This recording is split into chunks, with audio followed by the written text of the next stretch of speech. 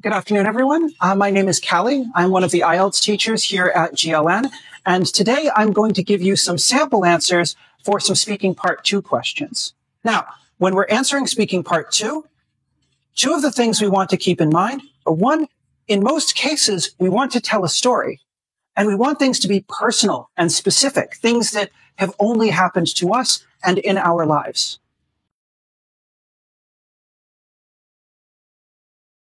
This one is to describe a person who helps protect the environment.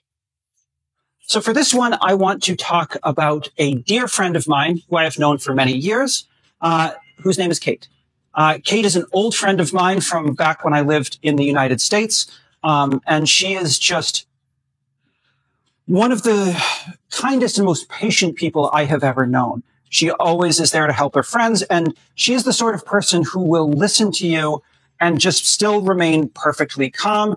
Will always, I could talk to her for hours about my problems, and she will still have the same calm, comforting demeanor and that she would at the very beginning. She's just a wonderful, caring person. And the thing that she does to protect the environment is she does many things in her hometown, right? She's involved in a number of different groups that I'm not terribly familiar with. She does a lot of volunteer work, but every summer she goes to Colorado for about, I think, a month every summer. And Colorado in the United States is very, very dry.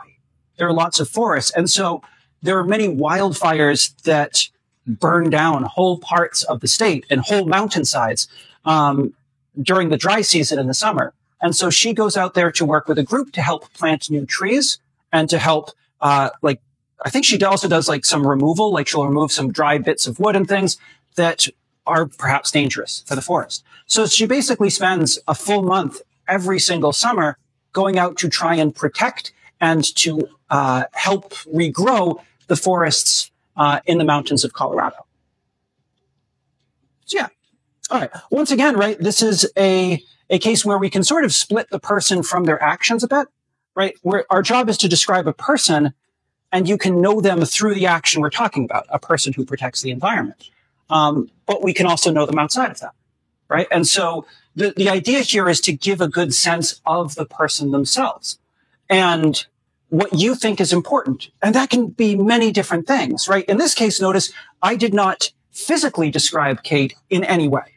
We don't know if she is Asian, if she is white, if she's black. We don't know how old she is or anything else, because for the ideas that I wanted the listener to know, none of that matters. What matters is the type of person she is and how she acts. Now, you can make a different choice yourself. Sometimes we do want to talk about those things.